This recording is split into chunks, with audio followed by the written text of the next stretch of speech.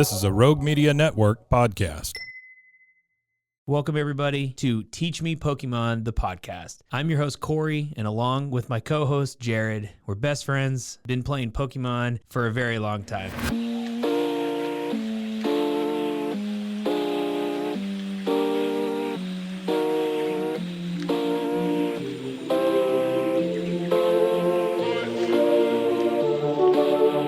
All right, Jared, guess what? We're back. Teach Me Pokemon, the podcast. But Jared, guess what? You people can see us now. This is video, my friend. Are you ready? Let's just hope we don't have faces made for podcasts. So let's hope that this drives and increases some viewership moving forward. Yeah. But I'm super excited. I feel like your space is way more prepared than mine. I'm gonna have to play catch up a little bit, but it just needed to happen. We've been talking about it forever, and it just needed to happen. Yeah, it just needed to happen. You know, you have your Amazing Grace blanket behind you, or whatever that is on the wall. That's great. We're in our sports studio right now. I'm gonna be down at NAIC this weekend. I'm gonna try to find us some posters, maybe some decor here over my left shoulder. But I got a stream on the wall here from the finals from Japan. We're going to talk about that. I chose Raul's stream. So a little shout out to Raul, friend of the podcast, was on probably at the beginning of the year, has had a great season. Check out his YouTube channel. So we're going to it's going to be playing behind us. You'll get some stuff from that. But we also have to shout out Jared Stray Collections because he's our guy. Ew. Come on, Ben. I learned, so he has an eBay account, Stray Collections, TCG Player account, Stray Collections, and then he has his website, Stray Collections. And then his YouTube channel. So he has tons of stuff. Go there, do some shopping. After NAIC, we're going to get a little promo code action going here from Ben, so we can share that with our viewers or our listeners, and now our viewers, Jared. So Love it. We're gonna get that going. Love it. So big shout out to him. You ready to dive in? We're gonna go through our lineup here of things. Oh, I'm ready. I'm ready, baby. I'm very excited to talk about today. All right. So we're gonna review Bologna, Italy. There was a special event there, and did I say it right? Bologna. Bologna. Bologna, and then we're going to Japan Championships. Jared, arguably the third biggest tournament of the entire season on the docket. That happened this past weekend. Some interesting results there. I think one of us might have been correct in what was going to win, but that's fine. And we'll go through what we think will be top 5 decks this weekend coming up at NAIC. Last week on our podcast, we did the top 5 rogue decks. This week, we're going to do the top 5 legit decks. Although I'll bring this point up when we talk about Japan. And then, as always, we wrap it up with our educational moment because we have to teach our people Pokemon, just like we have to teach ourselves Pokemon. So that's what we're coming at you with. You ready? Man, I'm ready. I am ready to rock. I see you every week. I'm just excited everyone else gets to see you every week now. Oh, for sure. It should be a pleasure. I see a viewership just skyrocket now because we can be seen on YouTube. Probably we'll have 9 views, but that's okay. What are you running tonight at League? Are you going to League? No, we're in a really interesting format right now. We are doing, this month is a GLC, a Ditto Evolution booster, and we're taking it back all the way to the OG Jungle series. Gosh. It is Series? pre-rotation madness here in Tennessee.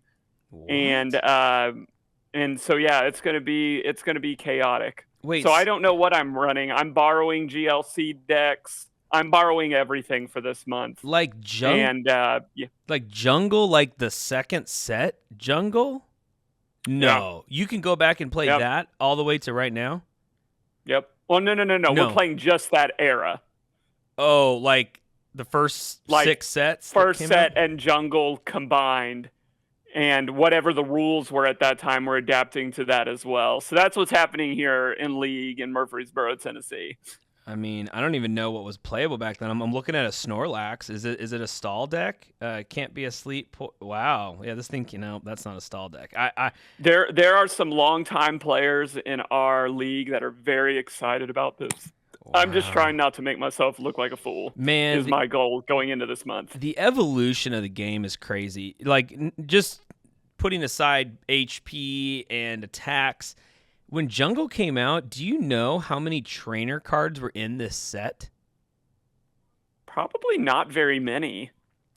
If I put the over-under at 1.5, what would you take? There was one, a Pokeball. Flip a coin. If heads, you may search your deck for any basic Pokemon or evolution card. Show it to your opponent. Put it in your hand. That was it. That's all they had.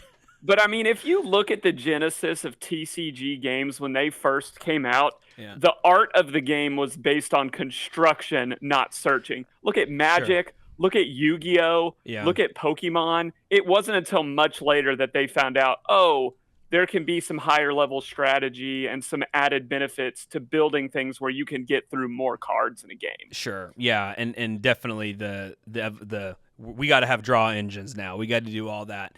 But as a transition point, you know who did say, you know what? I want to go back to the old school of just drawing one card at a time. You know who said that? Who said that? A player by the name of Kim Pobagna from Italy that won the Bologna special event, Jared, running Future Box. That's what took it down. And this deck, Jared, as you know, there's not much draw in this deck unless you're getting your Professor Researches or Ionos. It is just, boop, attach energy, go. Speed up energy, go. That's what ended up winning. Finally, Future Box took down a major event. Were you happy about that? I'm super happy about that. I'm super happy when I see Ancient Box. I'm super happy when I see Future Box. These decks are very enjoyable to me as a player. We've been waiting to see it break through, and it was nice to see it break through at a tournament that had, a little over 1,000 people. Mm-hmm. So I'm not surprised. Do I think this is going to be the best deck, the most consistent deck, the deck that deserves to be teched against? No. This was a path win for what we've been talking about. Explain to our people what that is if this is their first time. What was the path? What was last week's educational moment? Wrath versus Path. Last week's education was Wrath versus Path. Are you going to play a deck that maybe isn't the strongest, but given the right opponents, leads you to the promised land where you still have to convert in moments, but you get it done? Wrath is you're just running whatever the perceived strongest thing is. Yep. Matchups maybe don't mean as much, but whatever. Because there are some very hard and decks that beat this deck, but clearly it didn't run into it enough to deter it from winning in Bologna. Yeah, for sure. In Bologna. I will say, so just as a quick point of reference for Kim's path to victory here, I have 2 points. One, Kim lost round 1. Started the tournament 0-1. Don't give up. If you are in a major tournament and you lose your first round and you've put all this practice in and now you're 0-1, guess what? You can still reel off, 7 to 16 to 14 victories, 2 ties and a loss, and still get the victory on the whole tournament. So, well, did you watch the end of the stream for this? No, I didn't watch it. What happened? He came back from a game loss. He had a game loss in the finals?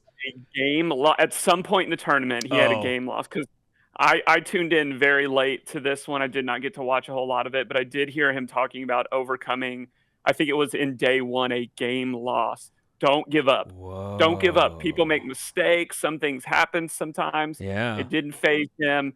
That's huge, overcoming a game loss to get a dub. Wow, man. Big ups on Kim there to keep going. I will say after round 9 was a tie against Lugia. Then in day 2, a nice little path here. Gardevoir, Lugia, Arceus. He did tie against a Pidgeot control deck.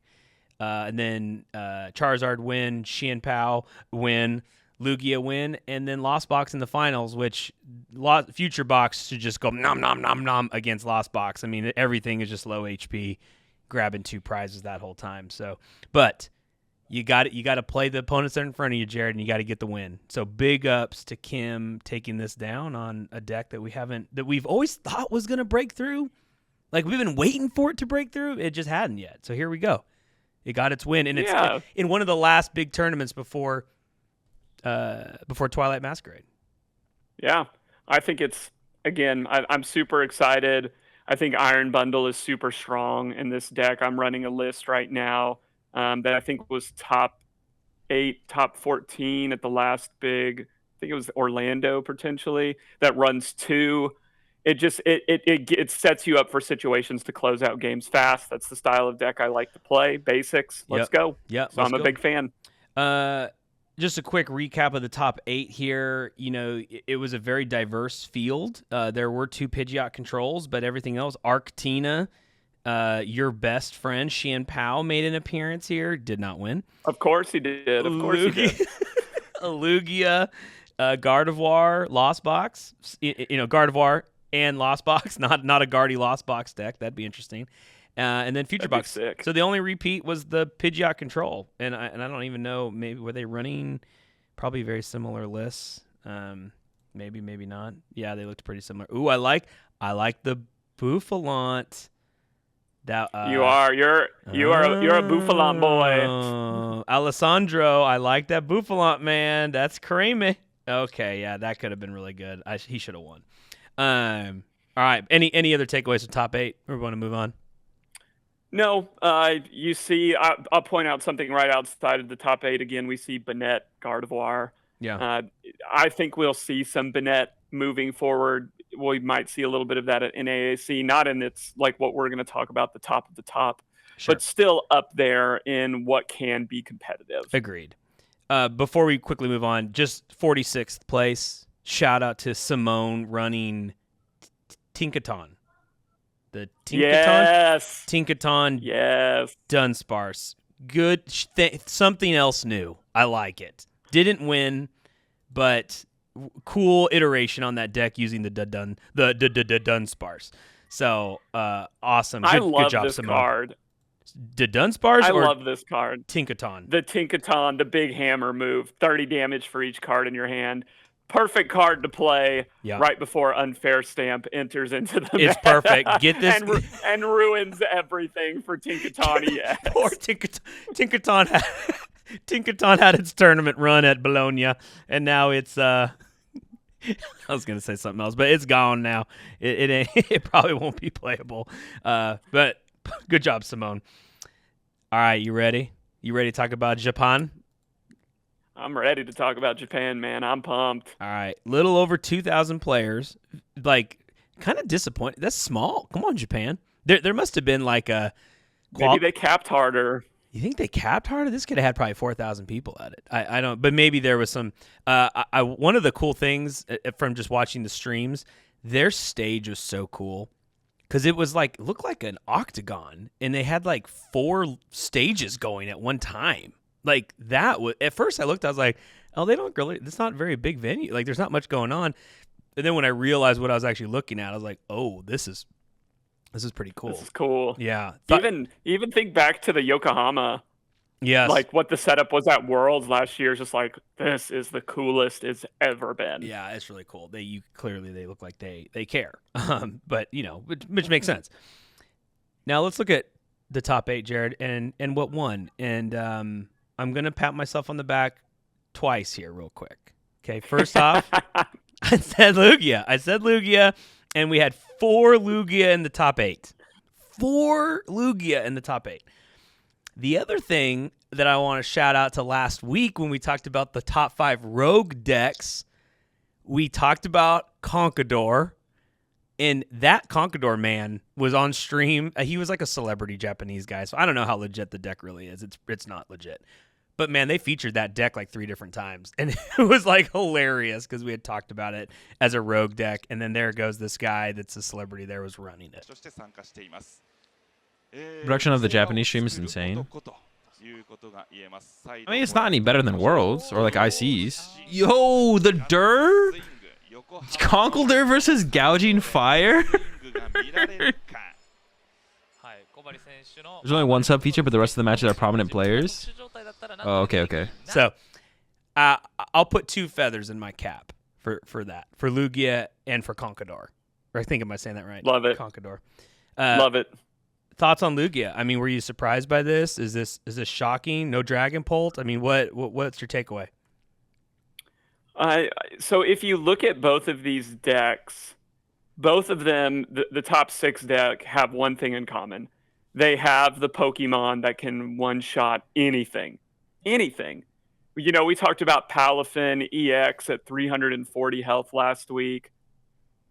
You talk about a Charizard at 330, a Dragapult at 320, a Mincino, or what we have here in our Raging Bolt can get there and get there easily is what it feels like. Mm-hmm. So I'm not surprised to see this, but I have a lot of hot takes about whether these results are going to carry over to NAIC. We'll get there.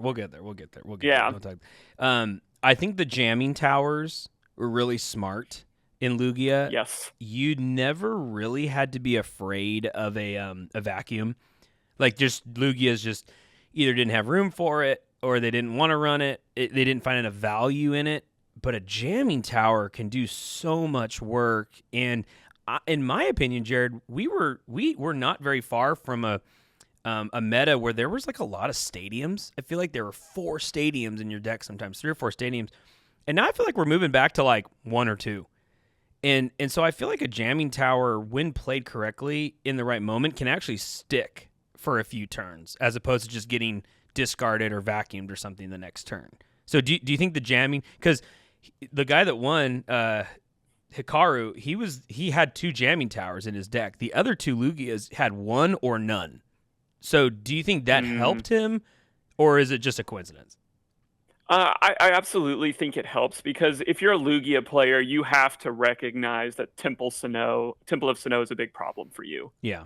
It's not the end of the world, but it provides some barriers that you're going to have to overcome, because if it shuts off your one prizer energy, if it shuts off a jet energy, a double colorless, then you're hurting. You're not feeling really good. Legacy, we called it Neo Upper on a couple episodes ago, but we were talking about Legacy energy.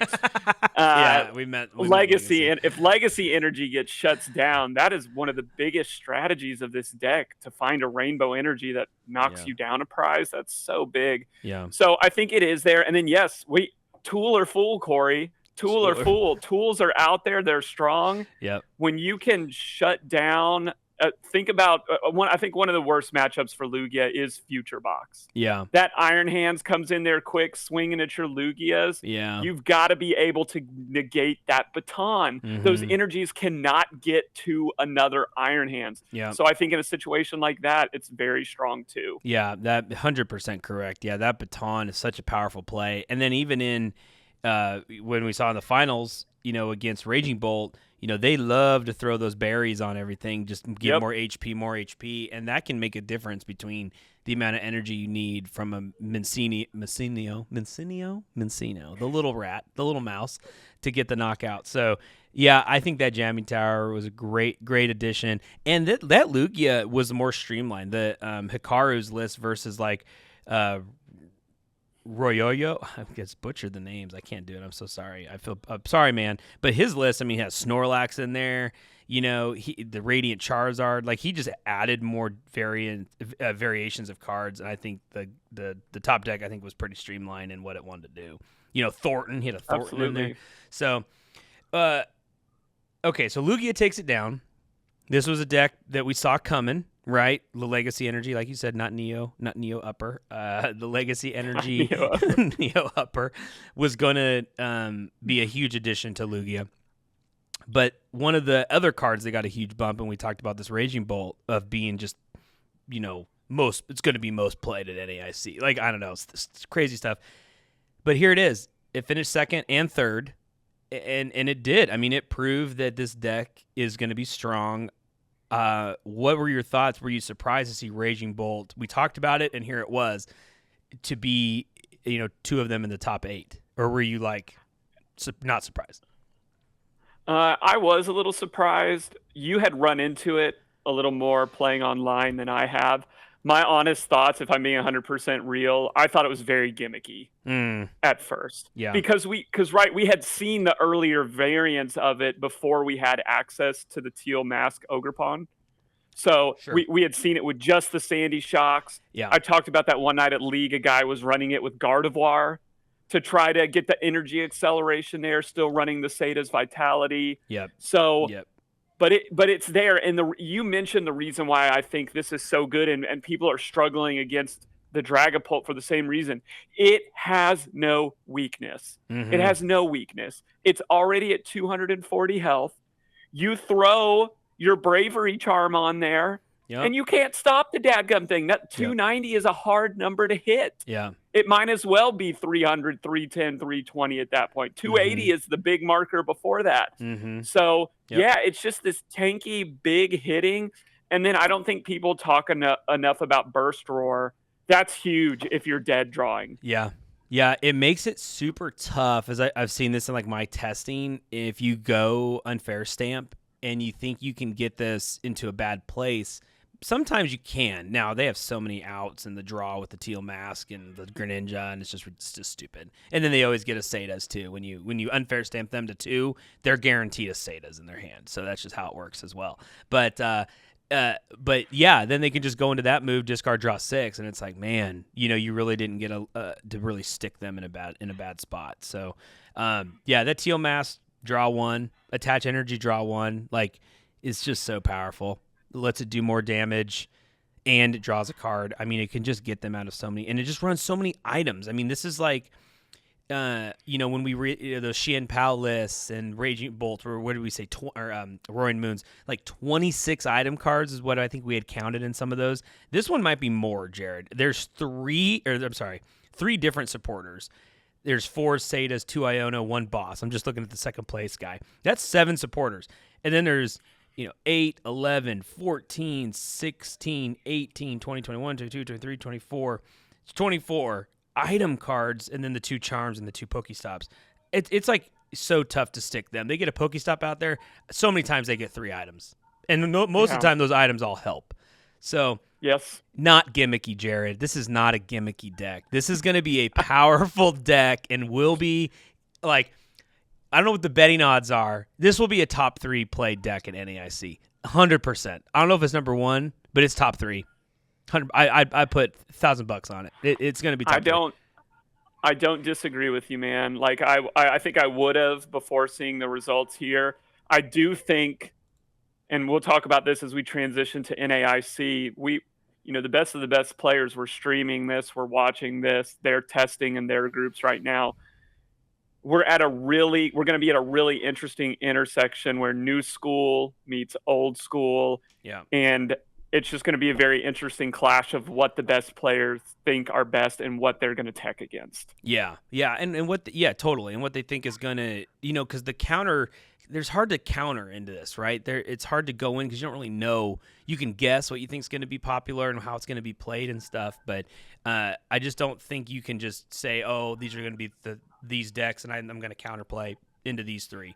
I think that's going to be tough for NAIC. But before we get to that, let's wrap up real quick. We had a Roaring Moon top 8 here in Japan. I thought that was really interesting. That so surprising. Don't think I'm shocked by this deck. Yeah, I'm shocked. Don't think if you had told me Roaring Moon Darkrai V-Star was going to make an appearance in top 8, I probably would have thought you were on something there. But here it was, making its way there. I have a theory, Jared, that this Roaring Moon benefited from all the Pokestops from the Raging Bolts that it played, and it just helped it. Like, it had 4 Pokestops. This thing had more item cards than the other decks did. I think it found a nice pathway into getting some help throughout the tournament because Pokestop, and not just Raging Bolt, but it's in Xian Pao. It's some versions of there's some lost box builds where you see some Pokestops. I think this is a thing because it was helped by that. I don't think that's going to be the same at NAIC, but that's just my take. It could have been something else, but do you think that kind of makes sense? No, I absolutely do. Decks like this thrive off of Pokestop. I love Pokestop as a stadium because oftentimes stadiums only really benefit the player that they're being run by, but this can have adverse effects if the other player's willing to spin the roulette wheel a little bit, right? Oh my gosh, yes. But this is my hot take on why this worked and could still work. we talked about this. We have 2 big Pokemon right now that are high HP, no weakness. Mm-hmm. We have Charizard. This is Roaring Moon EX is the only other Pokemon that can easily get that knockout.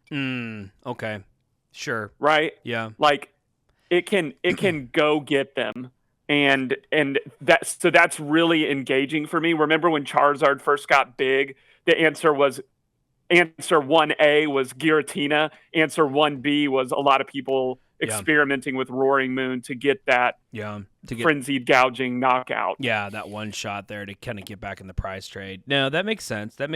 I think the only, and clearly we didn't see any Dragonpult here, but being able to pepper some damage counters onto the Roaring Moon could hurt the Dragonpult matchup, because you could put 3 on a Roaring Moon on the bench. Then if it's going to come in and gouging you, well, then you're getting knocked out too. So there's absolutely, that could have been interesting, but clearly the Dragonpults did not make their way through the tournament and make their way. No, they did not to top 8. But the other interesting part is I think the Darkrai V-Star has so much play here because it's a beautiful situational play to get back A-spec cards or whatever you need, right? Like that's huge too. And we haven't we've seen people running some different ways of getting item card back. Silene, probably the most popular. But to me, that's like, set that up, boom, easy prime catcher, knock out something else big. Like I see this version of Roaring Moon getting on top of people very quickly because of the Darkrai V-Star. That's why we pay you the big bucks here on the podcast. we're gonna rework your contract after this. That's brilliant. Yeah, I think that's Star Abyss. I a little bit on Regidrago, yeah. Regidrago. I was running that a little bit online. It's a cool deck, it's fun because you can play all the dragon type. But its V-Star is similar to Darkrai's. Instead of just being 2 item cards, it's 2 any cards. But you discard your 7 cards off your deck first and then do it. But I did find that really cool because you could find the prime catchers again or whatever other cards. But yeah, getting those A-specs back. That's smart. Okay, Jared, I see you. I think that Darkrai then did a lot of work. I think it did too. Shoot, do I need to change my deck for NAIC? Oh no! Every deck is now 58 cards with a 1/1 Darkrai V. Darkrai V-Star. it's just in there. You just run it for the V-Star ability. That's so good because you do. And maybe put 2 dark energy in there just so you can do a little bit of damage, and then put 2 Monkey Dory in there. Monkey Dory in there. Really, every deck's a 54 card deck, and then you have those 6 cards. Very cool. And then last but not least, because it is obligated to always make a top 8, is Gardevoir. Shinji Mori did a good job. Wasn't able to take it down, but he did get to the party with the 2 Monkey Dory in there, the 2 dark energy. I'm not surprised. I literally think every top 8 has to have 1 Guardy. They're not winning, but they're in there. I mean, this doesn't. They are, right. But that's what's so hard, and that's what you've played Gardevoir more than me. Yeah, Gardevoir is such a great day 2 deck. It's such a terrible day 1 deck. Yeah, it's just bad in that way, and especially in Japan, where it's like there's still day 1 best of ones. Like that's tough for a Gardevoir deck to navigate, and even best of 3s, you end up with so many ties. But depending, there's a scene. It wasn't in this match from Japan, but I forget what round it was, Jared. It was this. I've never seen 2 players collectively play so fast. I mean, game 1 was like so long, and then it's just lightning. Cards are just flying on the table, and I think that's like when you see Tord play Gardevoir sometimes when he knows he's like milk the clock, and then somehow he loses, and that game 2, it's like he's a whole different person. It's hard to do that with Guardy. Well, I'm watching on your screen behind you right now, and I'm wondering if you have this at like a 1.5 or a 2x play speed, or if legitimately this individual is just moving this quickly. I think Raul is like doing a rewind or something. I think it might be I think it might be Raul, or I have it at that's how Japan plays, Jared. We got to get. That's how they play at 1.5. We got to get up to their level.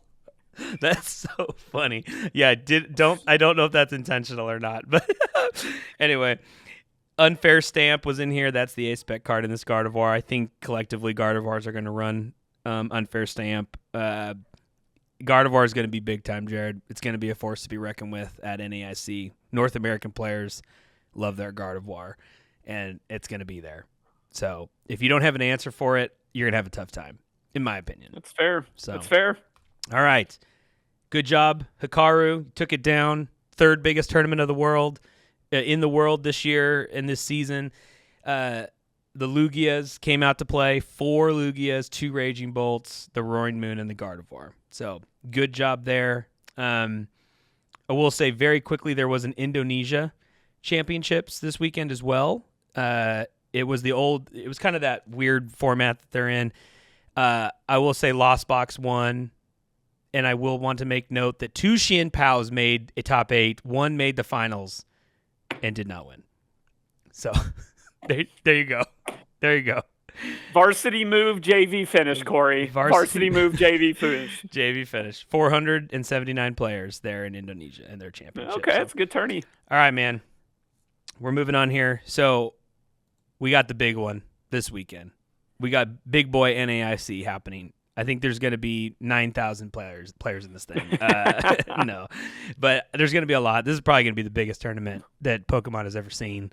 And coming into a new set from Twilight Masquerade. So all these different various decks. We've talked about this set. I think I made the point of saying my hot take, this set is probably the largest, biggest set as far as new decks in one set has ever been printed, ever. I think this is the biggest set ever when you have like 4 decks that literally came from this set, not just adding a card to make another deck better, literally came from this set. But none of them won the Japanese championship, but they came from the set. As we head into it, Jared, I want to go through our top 5. Okay, our top 5 deck. What is going to be in the meta share? 1 to 5, but I want to go in reverse order, 5 to 1. I want you go first, then I'll go, you go, I go, you go. As far as what we think. So I'm 5-3-1. You're 5-3-1, so you're going to lead us off. What do you think is going to be the 5th most played deck at NAIC and why at the tournament? And considering what you've seen in Japan, maybe just what your gut tells you, what I've been telling you, things I've seen on live and stuff like that. What does your heart tell you here? Xian Pao will be the 5th most played deck. Wow, Xian Pao and wins the tournament. Okay, crazy. Oh no, sorry. Okay, why?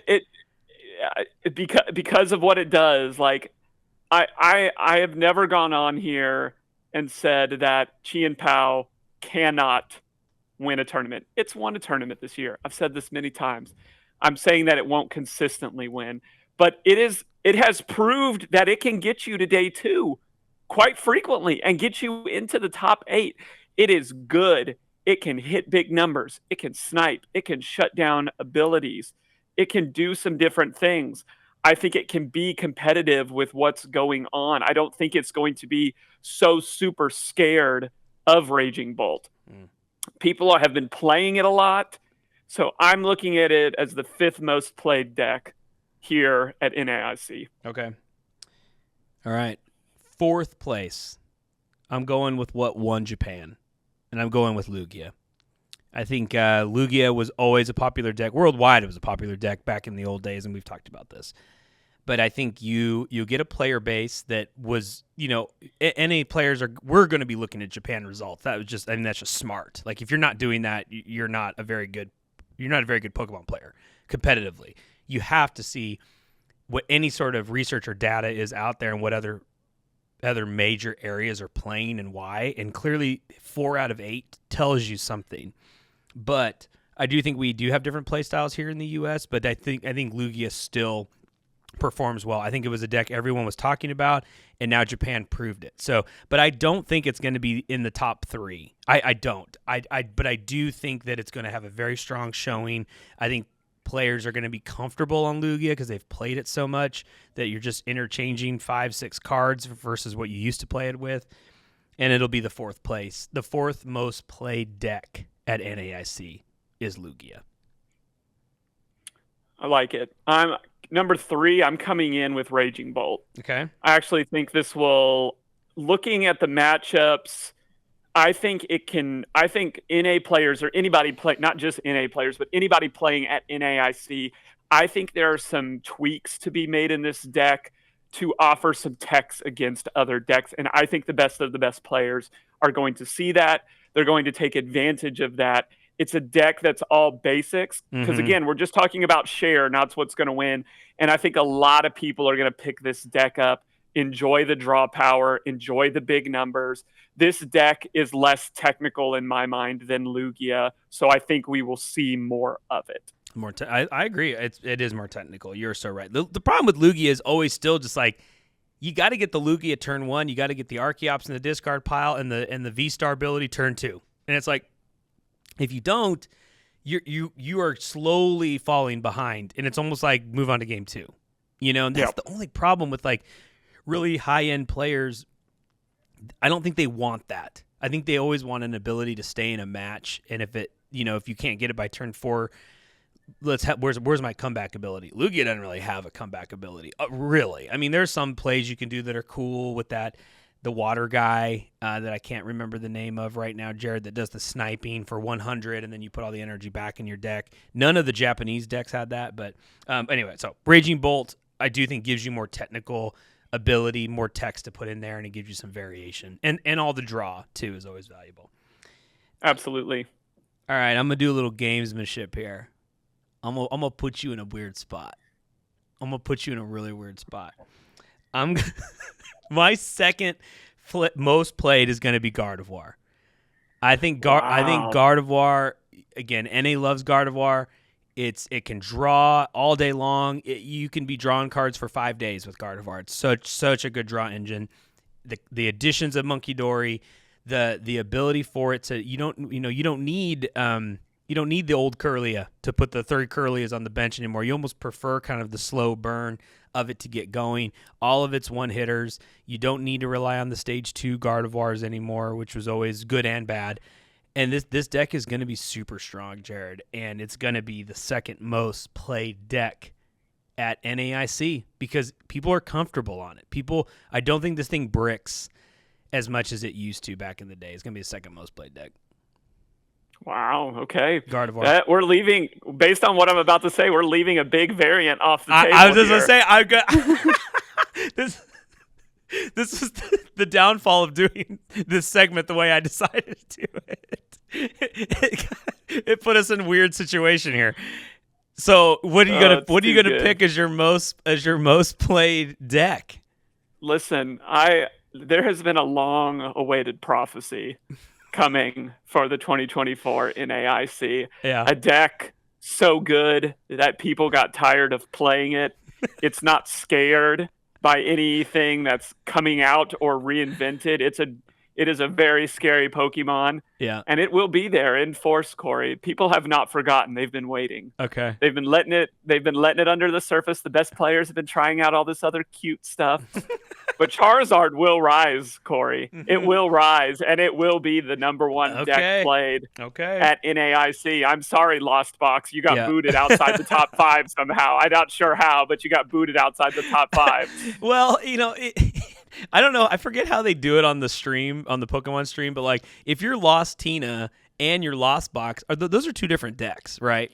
In my mind, those are 2 different decks. But I would have said number 2. Lost Box variants of all the Lost Box. Yeah, no. Yes, I got you. I thought so.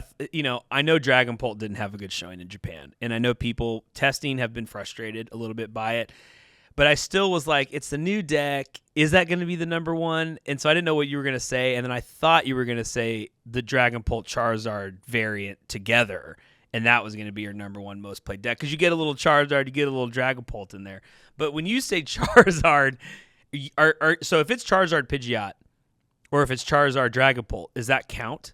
Or are you just saying Charizard Pidgeot or Charizard Bibarel. I'm thinking more of the traditional Charizard Pidgeot style of deck, and then then it all gets melded. Well, if you have 2 Pidgeots but just 1 Charizard, it's control.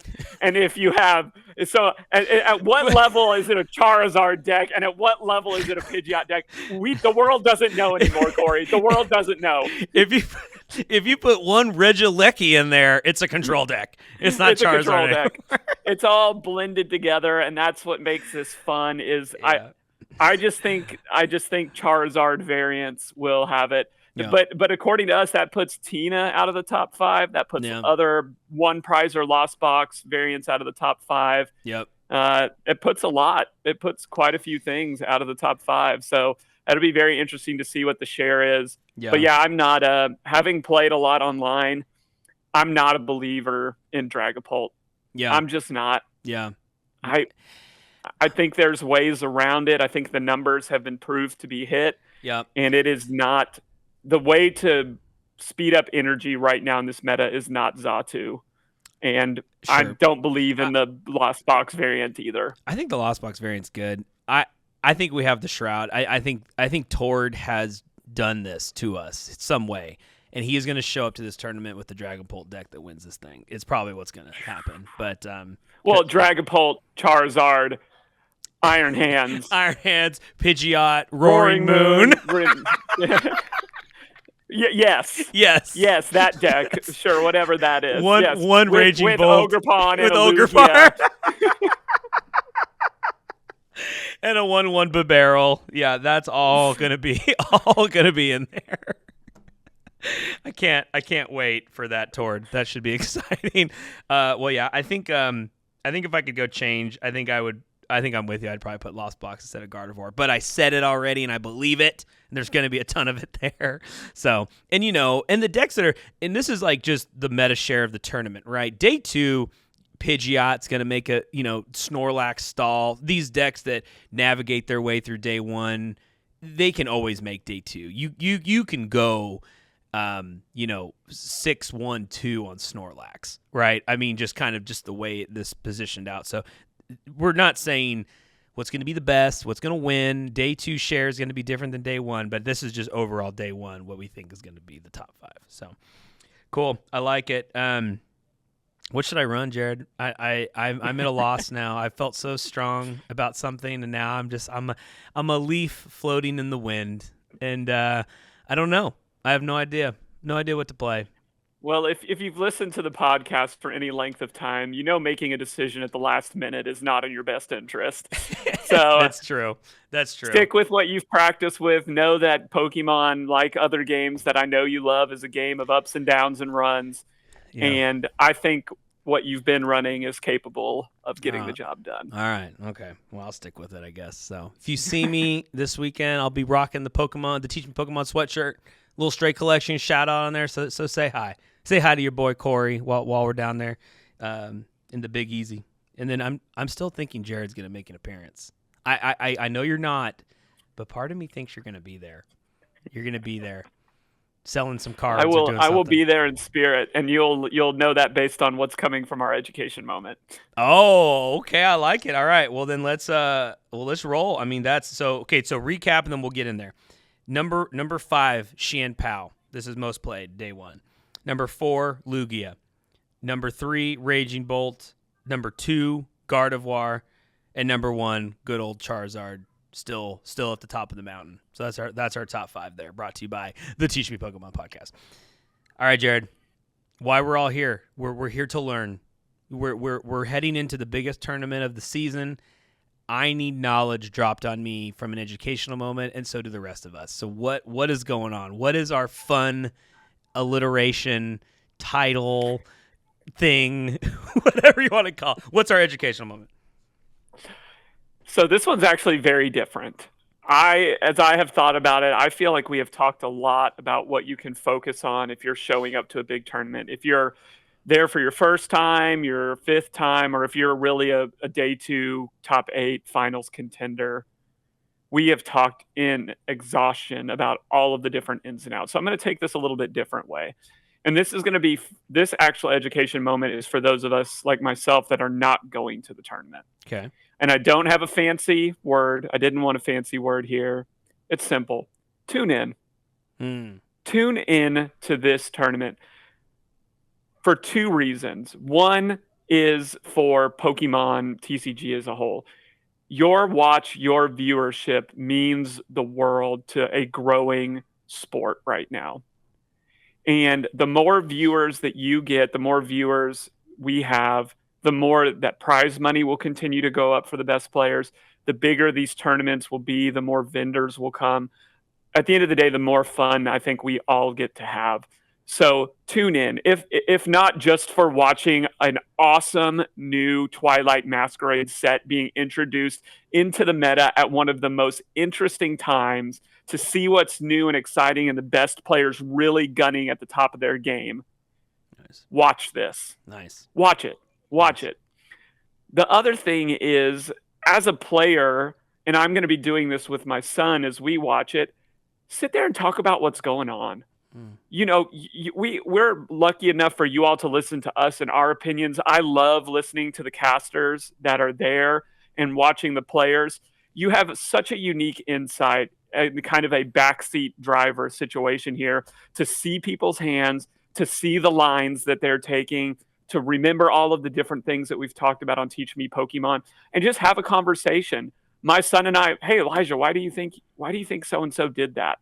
Or, oh, I didn't even see that move. What a great move, Boss's Order. I love all of the top deck graphics that Pokemon is doing now. Yes. The hype moments of, oh, he got Iono'd, or he got unfair staffed, and oh, he hit the Boss's Order. Like, sit back, learn from some of the best players and the most fun decks, and just enjoy this if you're not there. That's what I'm going to be doing. I'm so looking forward to sitting down and just on and off watching this over our weekend and get ready to come back and talk about that. But I think enjoyment is as much a part of what we should be teaching people as the ins and outs of the strategies and how things work. I think that's big, man. I think that, and I know we talk about Tord. Everybody talks about Tord. I think the thing that no one talks about him is he has fun playing the game, and like on stream, he's joking, he's being slow, and when he draws a card, and he's animated, he's taught like, and now some of that could be I've won 5 ICs, man. Like I can hold on, Jared. There's a Golden State game on behind me. I saw that. I mean, come on, man. The Warriors, they cheaters. That's a different podcast. He has a great time. And I think at the end of the day, this is a fun game. We're competitive. There's 3,000, 4,000 competitive people in that room. Everybody wants to win for the most part. A lot of people are there to have fun. But people, they're there to win. They want to win the game, right? In whatever match they're playing. And Tord just genuinely looks like he has joy when he plays it. And so I think that is a great point to everybody, is just take that into it and have fun, talk about it with people, and enjoy what's happening on the stream. I think you're right. It's a growing game. People are really into it, and the only way that it continues to grow, more prize money, more tournaments, more coverage, is viewership. I mean, that's I hate to simplify it, but that is truly what it is, right? A sport like the WNBA has taken off because viewership for Caitlin Clark or Angel Reese was so big in college basketball, and now they're the WNBA. So guess what? Now there's more coverage. Now it's on national television because so many people watch the college game. So the more viewers enhances the game. So I'm with you, man. That's a great educational moment, dude. Tune in. Will you better be tuning in. You're tuning in. Oh, I'll be tuning in. I mean, for me, I'm trying to see you on stream. Like that's what I'm waiting. I'm waiting for the round 15 into top 8 match, and man, I'm ready. I'll take the round 9 stream of the 5-2-1 players. And if I could just be one of those two on the round 9, the win and in stream, give me that. If you could guarantee me that, I'd take it. I'd take it right now. I'd say, let's go. Let's go. You'll take the legendary day 2 run over the the 9-0 the 9-0 run. Yeah, I have a feeling if I sneak in, I think day 2 would be a cakewalk. I'm worried about day 1. Ooh. Day 1 frightens me. Too much variance in day 1. Day 2, the pathway would be there. the pathway would be there. But I like it. anyway, that's a story. That's a story for next week. We'll give the report, see how it goes. I'm hoping I get some cool swag. I want to find some cool stuff for the studio. We're pumped to do this video. Jared and I, we've been doing this now, almost a year. I think we started right at the beginning of this season. Audio, we're about 26 episodes in, something like that.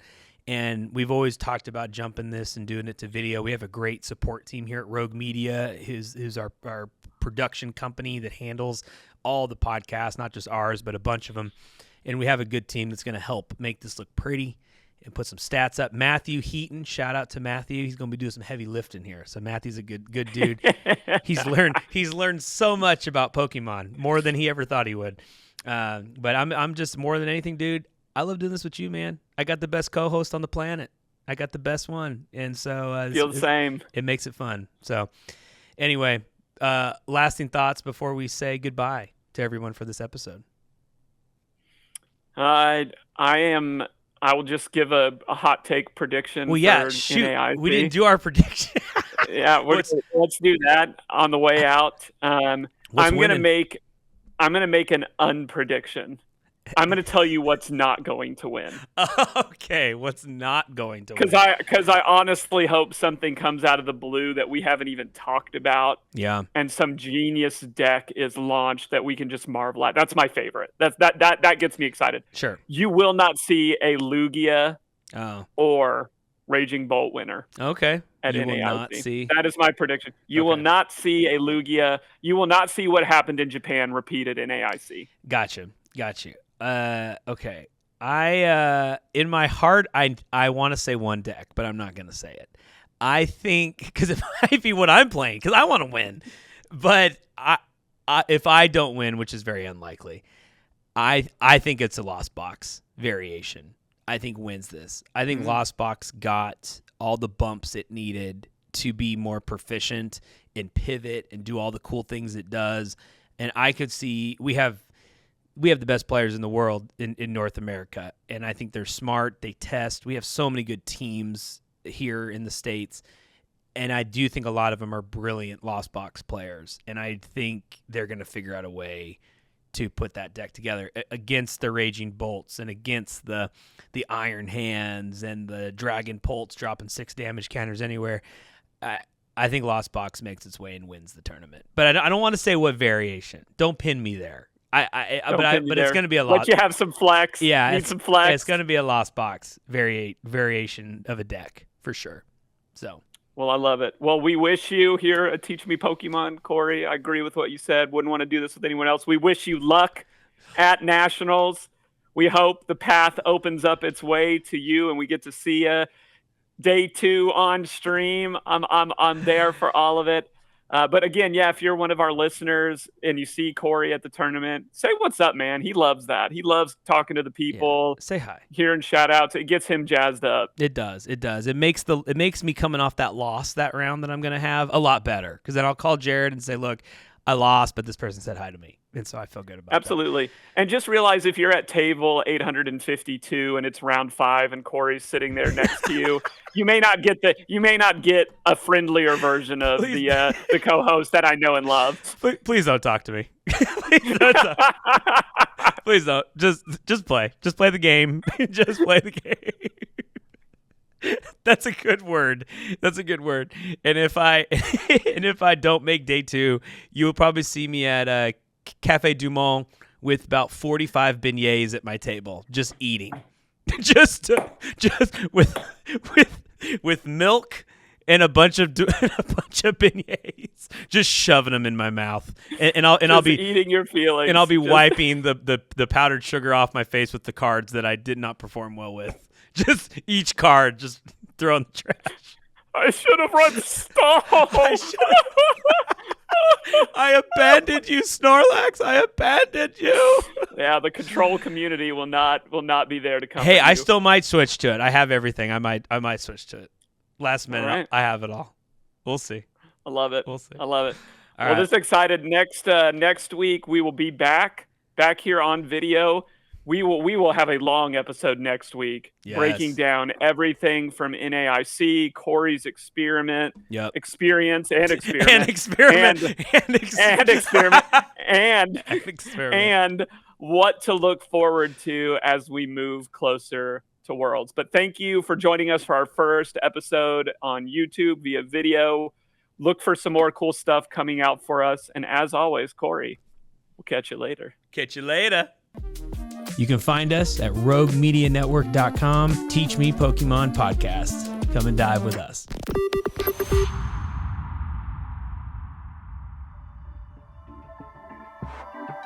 This has been a Rogue Media Network production.